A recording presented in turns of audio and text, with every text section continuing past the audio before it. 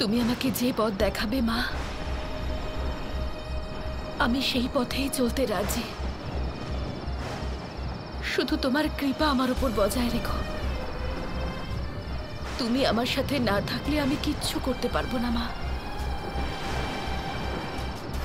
কিচ্ছু করতে পারবো না।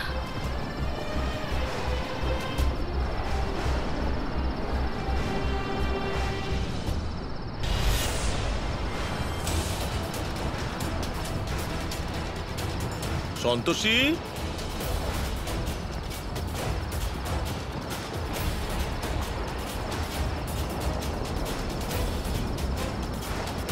নমস্কার পুরোহিত মশাই। আমি তো ভেবেছিলাম তুমি এখানে পুজো করতে এসেছো, কিন্তু তুমি তো শরীরে অসুখ নিয়ে এসেছো। আরে মন্দিরে মানুষ পরিষ্কার হয়ে আসে, এরকম নোংরা হয়ে যদি আসে তাহলে তো মা রেগে যাবেন। আমি তোমাকে এই অবস্থায় মন্দিরে পুজো করার অনুমতি দিতে পারবো না। তুমি এখান থেকে চলে যাও। পুরোহিত মশাই, আপনি অন্তত এভাবে বলবেন না। আমি এখানে কাউকে বিরক্ত করতে আসিনি। দেখো, এটা বিরক্ত করার ব্যাপার না। যদি আমি তোমাকে এখানে থাকতে দিই তাহলে এই অসুখ অনেকের মধ্যে ছড়িয়ে পড়তে পারে। তার চেয়ে ভালো হবে যদি তুমি কোনো আশ্রমে চলে যাও, কারণ ওখানে রোগীদের জন্য আলাদা থাকার ব্যবস্থা আছে। ওখানে তোমার ভালো চিকিৎসাও হবে, আর কেউ তোমাকে বাইরেও বের করে দেবে না। আপনি চিন্তা করবেন না, কাল সকাল হতেই আমি এখান থেকে চলে যাব। আজ রাতটুকু আমাদের এখানে থাকতে দিন। এরকম রোগের কোনো ভরসা নেই, কিছুক্ষণের মধ্যেই ছড়িয়ে পড়তে পারে। তাই আমি তোমাকে এখানে এভাবে থাকতে দিতে পারবো না। তুমি এখানে রোজ আসো, তাই আমি তোমাকে বুঝিয়ে বললাম। তোমার জায়গায় অন্য কেউ হলে এতক্ষণে ধাক্কা মেরে বের করে দিতাম। আরে আমার তো খারাপ লাগছে মাসিমার জন্য, ওনাকে কেন সাথে এনেছো? একবার ভেবে দেখো, যদি এই বয়সে ওনার কিছু একটা হয় তাহলে কোথায় যাবেন উনি? ভিতরে আসার দরকার নেই। এই মেয়েটা এই বাড়িতে আর থাকবে না। আরে মাও জাহান্নামে যাক, যেখানে ইচ্ছে যাক, আমি জানতে চাই না। যদি এখানে থাকে তাহলে জানি না কি হয়ে যাবে, অন্য কারো চর্মরোগ হয়ে গেলে তখন। আমি তো বলবো তুমি এখান থেকে অনেক দূরে কোথাও চলে যাও। এত দূরে চলে যাও যেন তোমার ছায়াও কারোর উপর না পড়ে। আর ঠাম্মি চিন্তা করো না, আমি ওনাকে কালকে বাড়ি ছেড়ে আসবো।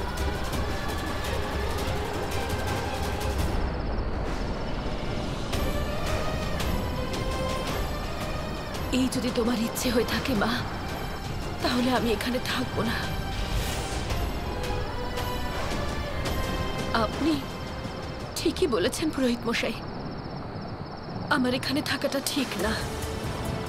এই অসুখ কার কখন হয়ে যায় কেউ বলতে পারে না। আমি এখান থেকে চলে যাচ্ছি, আপনি শুধু আমার একটা কাজ করে দেবেন।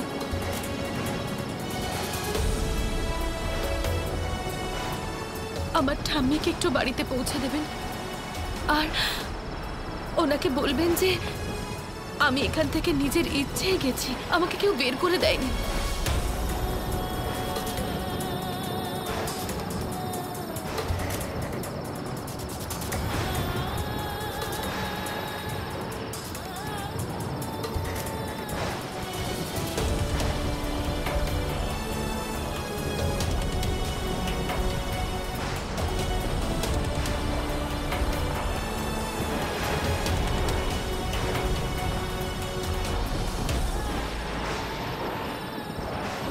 ঠাম্মি, আমাকে ক্ষমা করে দিও।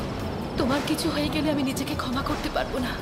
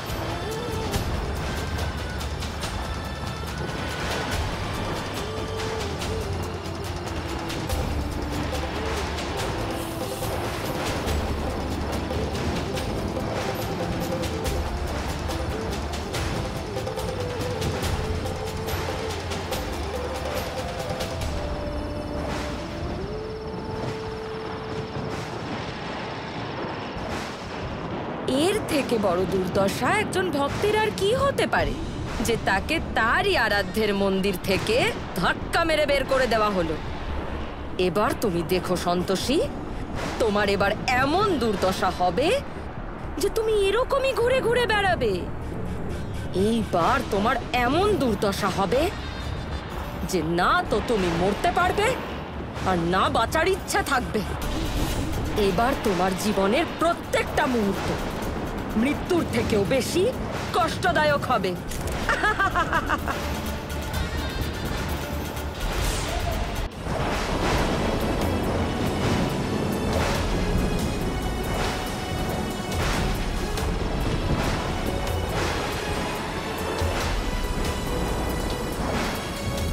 এরকম অসুখ নিয়ে যদি আসো তাহলে তো মা রেগে যাবে। আমি তোমাকে এই অবস্থায় মন্দিরে পুজো করার অনুমতি দিতে পারবো না। এত দূরে চলে যাও যেন তোমার ছায়াও কারোর উপর না পড়ে।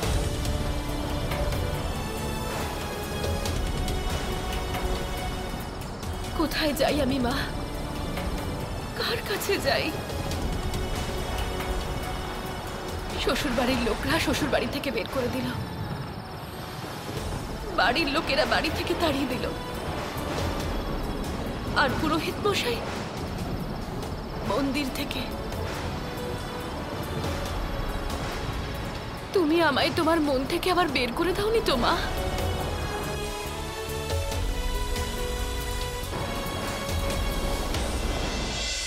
মা, সন্তোষী পৃথিবীতে একলা এবং অসহায় হয়ে গেছে। এরকম রাত্রিবেলাও কোথায় যাবে? ওর সাহস ভেঙে গেছে। মা, কিছু করুন।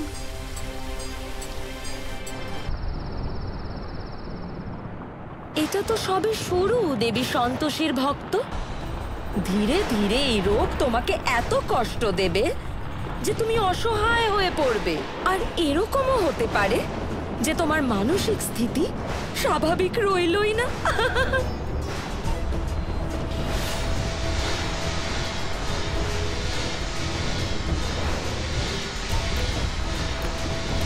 তোমার মন থেকে সন্তোষ আমি সম্পূর্ণভাবে নষ্ট করে দেব।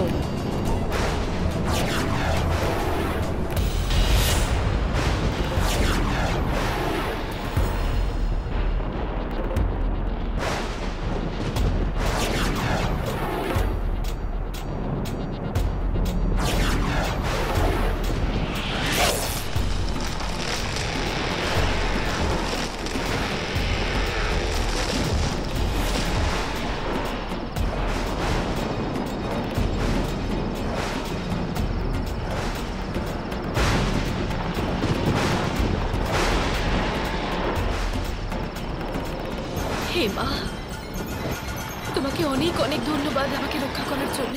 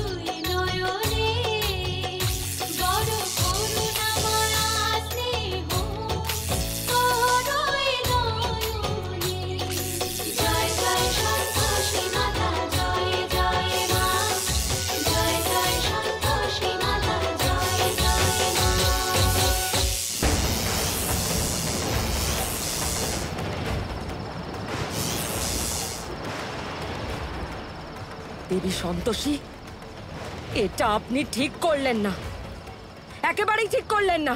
আপনি এভাবে আপনার ভক্তকে সাহায্য করতে পারেন না। আপনার আমার থেকে দূরে থাকা উচিত। আমার একটা রোগ হয়েছে, আপনার হয়ে যেতে পারে। আমার এরকম কেন মনে হচ্ছে যে আমি আপনাকে কোথাও দেখেছি? আমার নাম হলো দেবী। আমি হলাম সেই যে তোমার হাতে ওষুধ লাগিয়ে দিয়েছিল যখন তোমার হাত পুড়ে গেছিল। এর সামনে অন্য সব ওষুধ হলো তুচ্ছ।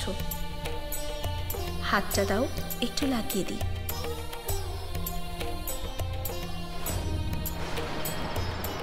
মা,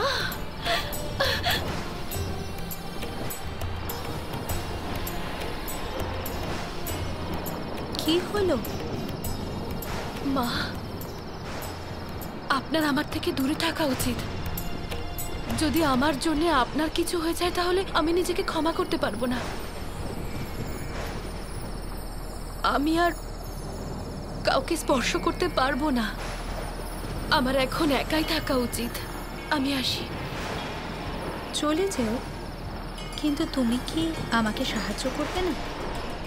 আমার গরুটাকে খুঁজে পাচ্ছি না, কি জানি কোথায় চলে গেছে। যদি তুমি আমাকে সাহায্য করো, হয়তো আমি আমার গরুটা তাড়াতাড়ি খুঁজে পাবো। আর একটা কাজ করো, এখন তুমি আমার সাথে চলো। এত রাতে তুমি কোথায় যাবে? সাহায্য না হয় করলাম, কিন্তু বাড়ি যেতে পারবো না আপনার। আমাকে তো আমার বাড়ির লোকরাই বের করে দিয়েছে আমার এই রোগটা হয়েছে বলে। তাহলে আমি আপনার বাড়ি কি করে যাব? রোগের উপশম বাড়ি ছাড়লে হয় না, বরং তার চিকিৎসা করালে হয়। এরকম সময় বাড়ির লোকের সাথে থাকলে আত্মবিশ্বাস বাড়ে। যারা এটা জানেন না তাদের কোনো জ্ঞান নেই। তোমার চিন্তা করার কোনো প্রয়োজন নেই। এমন অনেক অসুখ আছে যা দেখে ভয়ঙ্কর মনে হলেও তার নিরাময় সম্ভব। অসুখের ভয়ে আত্মবিশ্বাস ত্যাগ করে দেওয়া উচিত নয়। নিজের উপর বিশ্বাস থাকলে সব কষ্ট থেকে মুক্তি সম্ভব।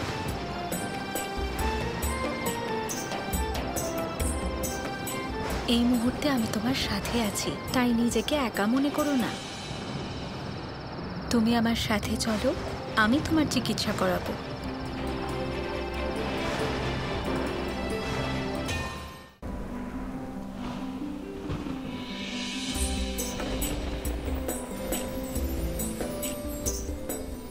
আমার বাড়ি এসে গেছে, আর যতক্ষণ না তুমি সেরে যাচ্ছ তুমি এখানেই থেকো।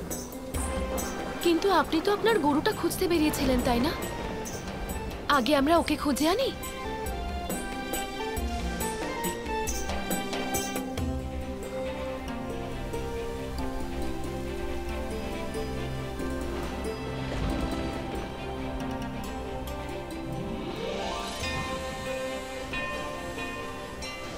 দেখো, আমার গরু নিজেই ফিরে এসেছে।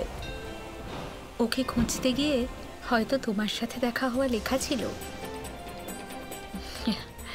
চলো ঘরে চলো, আমি তোমাকে জল দিচ্ছি আর তোমার এই অসুখের চিকিৎসা করি।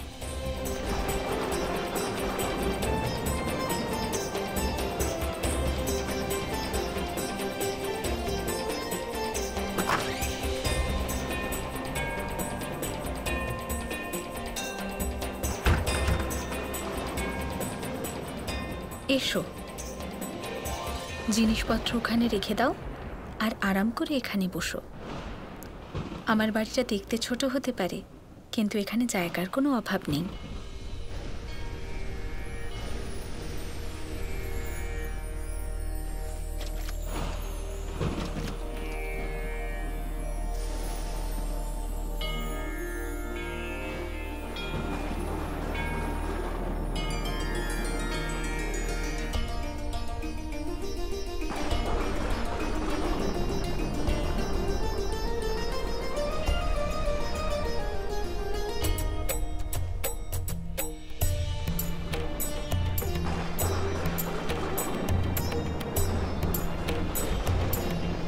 এই নাও।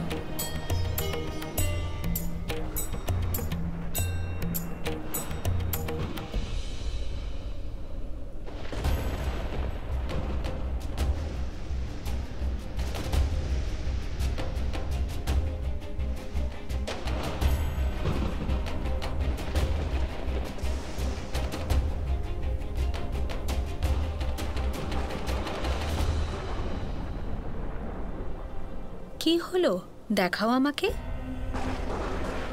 না আসলে আজ যদি তোমার মা থাকতেন তাহলে কি তুমি তোমার কষ্টটা বলতে না?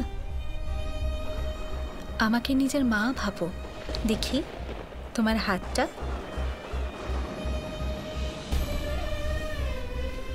সত্যি বলতে আপনাকে আমার মায়ের মতোই লাগছে।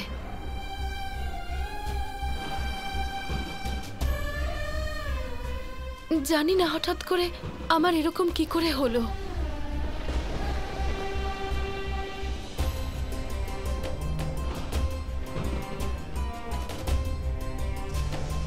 চিন্তা করো না, এই সংসারে সব রোগের ওষুধ আছে। আমার পরিচিত এমন কয়েকজন আছেন যারা ওষুধপত্রের ব্যাপারে জানেন। আমি কাল সকালেই কাউকে ডেকে নেব।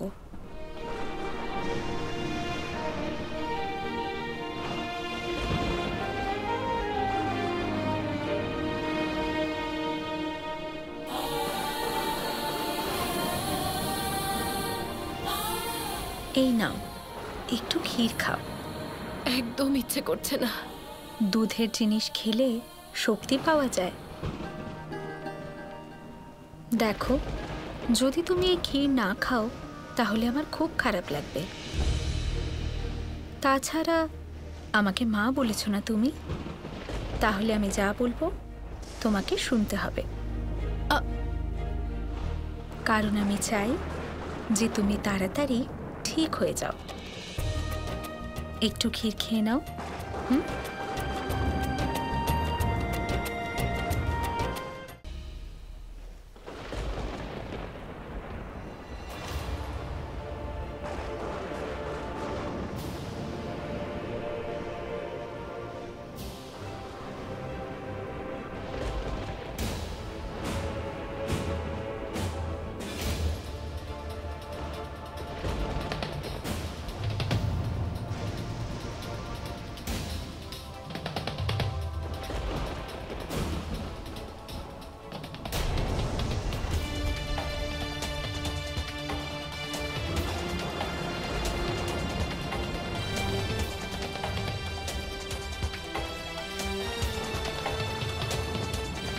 আপনি এখানে একাই থাকেন?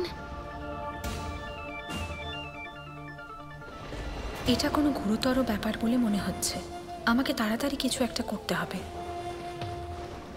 আপনার মা বাবা এখানে থাকেন না? না, ওনারা খুব ব্যস্ত থাকেন। আর কোথাও পুজো থাকলে ওনাদের সবার আগে যেতে হয়। পুরোহিত মশাই উনি? পুরোহিত মশাই নন, উনি গণেশ বাবু, যিনি লাড্ডু খেতে ঠিক পৌঁছে যান। প্রসাদে লাড্ডু পছন্দ করেন উনি? আর নামও গণেশ? তাহলে তো প্রভু গণেশের মতন হবেন উনি। এখানে থাকলে আমি ওনার থেকে আশীর্বাদ নিতাম। চিন্তা করো না, এমনও হতে পারে কোনো একদিন তোমার এই ইচ্ছেটাও পূরণ হয়ে যাবে।